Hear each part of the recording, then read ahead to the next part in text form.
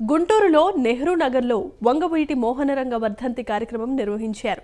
TDP Guntur అధ్యక్షుడు డేగాల ప్రభాకర్ రంగా విగ్రహానికి పూలమాల వేసి నివాళులర్పించారు.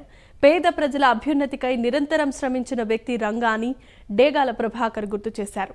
రంగా జీవితం నేటి యువతకు ఆదర్శమని కొనియాడారు.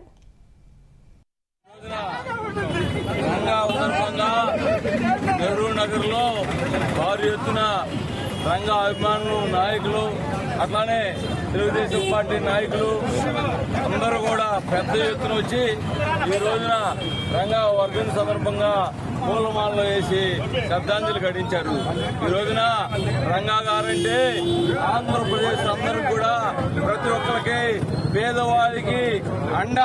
పేదవారు ఎక్కడైనా ఇబ్బంది పడుతున్నారంటే మొట్టమొదట స్పందించే వ్యక్తి ఎవరైనా ఉన్నారంటే ఆంధ్రప్రదేశ్ లో రంగా గారు. అటువంటి రంగా గారి వర్ధంతి సందర్భంగా పేద ప్రజల నాడి యొక్క రంగా గారికి వర్ధంతి చేసాం.